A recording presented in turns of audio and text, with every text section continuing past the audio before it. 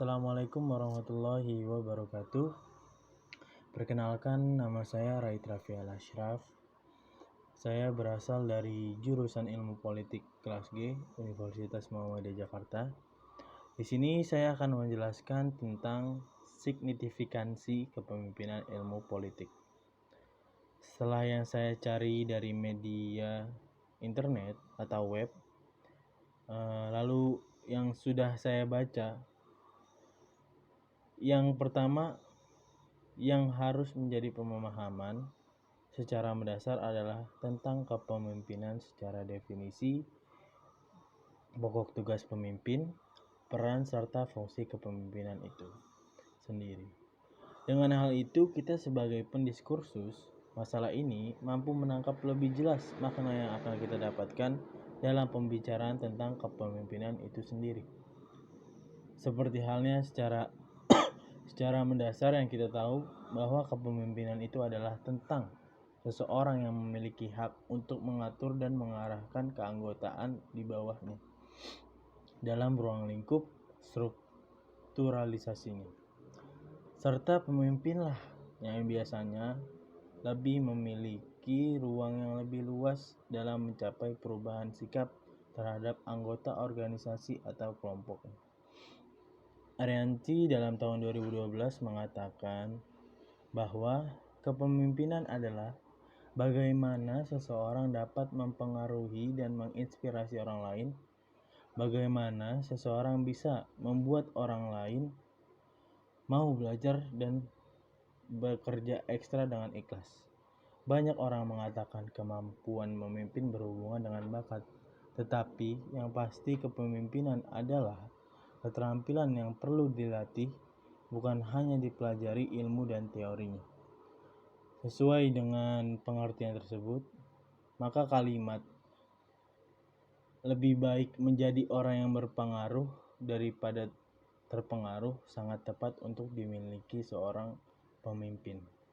Sebab dengan adanya jiwa yang mampu mempengaruhi, maka akan sangat mudah dalam menjalankan proses kepemimpinannya dengan baik dan pastinya dengan berwibawa. Dalam hal ini bukan bermaksud seorang pemimpin memiliki hak prioritas dalam organisasi. Akan tetapi setidaknya dia sebagai petinggi dalam organisasi itu, ia mampu memberikan arahan yang positif terhadap bawahannya. Maka disitulah letak bagaimana barometer kelihayan serta berpengaruhnya dia dalam kepemimpinan. Karena benar, seorang pemimpin itu bukan karena sebuah bakat, akan tetapi karena sebuah latihan secara kontinu. Seorang pemimpin melakukan inovasi, sementara manajemen menerapkan aturan. Manajemen berhubungan dengan sistem, kontrol, prosedur, struktur, serta kebijakan. Sedangkan kepemimpinan berbicara tentang manusia dan tentang kepercayaan. Kepemimpinan diterima karena pengetahuan yang dimiliki pemimpin dan hak moralnya untuk memimpin atau memberikan kewenangan terhadap bawahannya. Ketika kita dihadapkan pada dua hal yang berdampingan, kepemimpinan atau manajer, maka selayaknya kita mampu mengkalkulasi atau mampu membagi peran secara cerdik dari kedua hal yang seakan dianggap setara, semisal dua hal yang disebut tadi, yaitu kepemimpinan dan manajemen.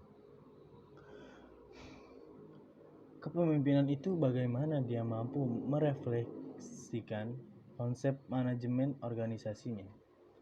Jadi setelah konsep dia diketahui, maka ia lebih banyak action, sehingga ia mampu dikatakan penginovasian konsep.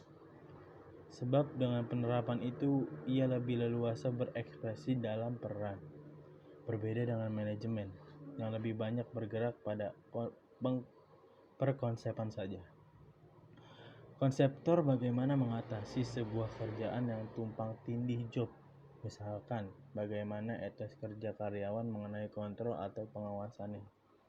Menurut Tid, dalam tahun 1929, dalam Syafi'i tahun 2009, secara etimologi kepemimpinan dapat diartikan sebagai perpaduan perangai yang memungkinkan seorang mampu mendorong pihak lain menyelesaikan tugasnya.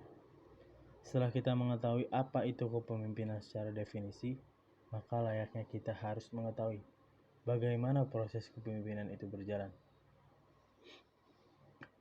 Menurut Surapto dalam tahun 2005, kepemimpinan telah digambarkan sebagai penyelesaian pekerjaan melalui orang atau kelompok, dan kinerja manajer akan tergantung pada kemampuannya sebagai manajer. Senada dengan pertanyaan tersebut, pemimpin berarti mampu mempengaruhi terhadap orang atau kelompok untuk mencapai hasil yang diinginkan dan ditetapkan. Di samping itu, seorang pemimpin memastikan bahwa orang-orang atau kelompok tersebut terus-menerus akan memberikan kesetiaan dan dukungan untuk setiap tugas di masa mendatang, sesuai dengan apa yang telah mereka setujui sebagai peran pemimpin yang seharusnya memastikan bahwa kekuatan dan mutu kelompok dimanfaatkan sepenuhnya dan mengatasi setiap kelemahan. Karena bagaimanapun tidak dapat dipungkiri bahwasanya dalam hal pemegang kendali terbesar di dalam suatu kelompok atau organisasi itu memang seorang pimpinan atau pemimpin, ya kan?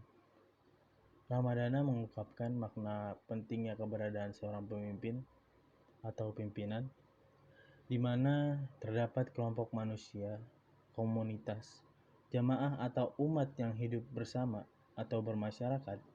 Di sana diperlukan adanya suatu bentuk kepemimpinan dan kepengurusan yang berfungsi mengatur dan mengurus jalannya kehidupan dan hubungan antar manusia agar dinamis dan harmonis. Jika Ramadana menyatakan bahwa pemimpin itu diperlukan dalam setiap adanya suatu kelompok, jamaah dan lain sebagainya, maka dalam hal ini seyogianya kita sebagai makhluk hidup yang bermasyarakat sudah sangat jelas guna untuk mengangkat atau menunjuk seorang pemimpin dalam kehidupan kita, seperti halnya ketua RT, RW, camat, gubernur, bupati, sampai seterusnya hingga presiden. Dan yang sangat penting adalah pemimpin dalam keluarga kita. Karena benar, dengan adanya pemimpin, maka jalan hidup baik dari hal tugas, keperluan, kelangsungan hidup akan menjadi tertib, teratur, sesuai jalan yang sudah direncanakan secara baik dan sesuai musyawarah mufakat. Jika kita sudah mengetahui makna dasar dari kepemimpinan, maka kita juga seharusnya tahu dan memahami tugas pokok kepemimpinan itu sendiri. Tugas pokok seorang pemimpin melaksanakan fungsi-fungsi manajemen seperti yang telah disebutkan sebelumnya, yang terdiri dari merencanakan, mengorganisasikan, menggerakkan, dan mengawasi.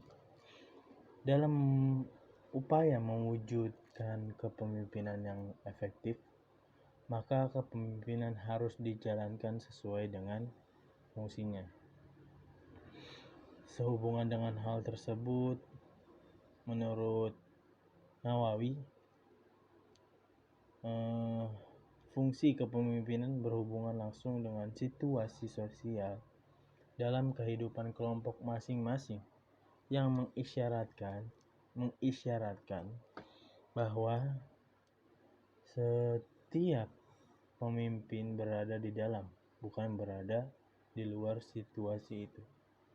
Memang benar, pemimpin harus berusaha agar menjadi bagian dalam situasi sosial kelompok atau organisasinya, bukan malah keluar lapangan. Sebab pemimpin itulah yang memiliki kunci untuk membuka atau menutup kesuksesan dari perjalanan organisasinya tersebut. Menurut Nawawi tahun 1995 dalam Ariyanti 2012, fungsi kepemimpinan itu memiliki dua dimensi. Yang pertama, dimensi yang berhubungan dengan tingkat kemampuan mengarahkan dalam tindakan atau aktivitas pemimpin yang terlihat pada tanggapan orang-orang yang dipimpinnya. Lalu yang kedua adalah dimensi yang berkenaan dengan tingkat dukungan atau keterlibatan orang-orang yang dipimpin dalam melaksanakan tugas-tugas pokok kelompok atau organisasi yang dijabarkan dan dimanifestasikan melalui keputusan-keputusan dan kebijakan pemimpin. Sehubungan dengan kedua dimensi tersebut, maka fungsi kepemimpinan secara operasional juga dapat dibedakan menjadi 5 fungsi pokok. Pertama, fungsi instruktif, yang artinya pemimpin berfungsi sebagai komunikator yang menentukan apa isi perintah, bagaimana cara mengerjakan perintah, bila mana waktu memulai melaksanakan dan melaporkan hasilnya, dan di mana tempat mengerjakan perintah agar keputusan dan diwujudkan secara efektif, sehingga fungsi orang yang dipimpin hanyalah melaksanakan perintah. Kedua yaitu fungsi konsultatif. Pemimpin dapat menggunakan fungsi konsultatif sebagai komunikasi dua arah. Hal tersebut digunakan manakala pemimpin dalam usaha menetapkan keputusan yang memerlukan bahan pertimbangan dan berkonsultasi dengan orang-orang yang dipimpinnya. Ketiga, fungsi partisipasi. Dalam menjalankan fungsi partisipasi, pemimpin berusaha mengaktifkan orang-orang yang dipimpinnya baik dalam pengambilan keputusan maupun dalam melaksanakannya. Setiap anggota kelompok memperoleh kesempatan yang sama untuk berpartisipasi dalam melakukan kegiatan yang dijabarkan dari tugas-tugas pokok sesuai dengan posisi masing-masing. Keempat, fungsi delegasi. Dalam menjalankan fungsi delegasi, pemimpin memberikan pelimpahan wewenang membuat atau menetapkan keputusan. Fungsi delegasi. Fungsi delegasi sebenarnya adalah kepercayaan seseorang pemimpin kepada orang yang diberi kepercayaan untuk pelimpahan wewenang dengan melaksanakannya secara bertanggung jawab. Fungsi pendelegasian ini harus diwujudkan karena kemajuan dan perkembangan kelompok tidak mungkin diwujudkan oleh seorang pemimpin seorang diri. Yang kelima adalah fungsi pengendalian. Pemimpin dapat mewujudkan melalui kegiatan bimbingan, pengarahan, koordinasi, dan pengawasan. Dari kelima fungsi tersebut, maka seorang pemimpin diharapkan untuk mampu menjadi jembatan organisasi yang ia pegang. Sebab jika dari kelima fungsi itu adalah yang gugur, maka suatu organisasi itu pun juga akan mengalami ketimpangan atau cacat organisasi yang akhirnya akan menyebabkan organisasi itu runtuh atau mati proses dalam perlahan.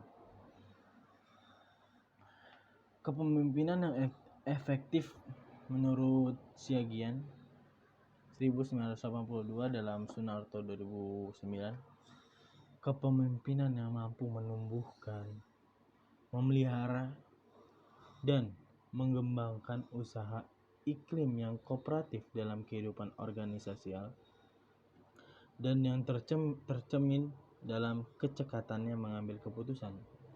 Artinya, pemimpin harus mampu menerobos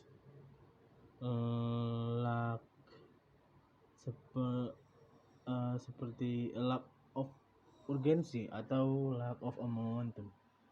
Dari berbagai pembahasan yang saya jelaskan tadi, baik dari segi definisi, tugas pokok, dan fungsi kepemimpinan.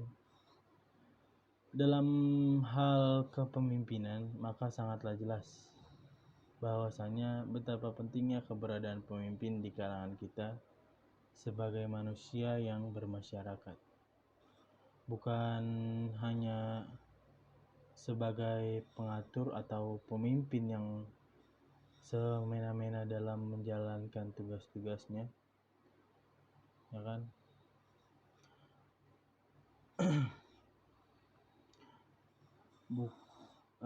Pemimpin itu sendiri harus menjadi wajib, harus dan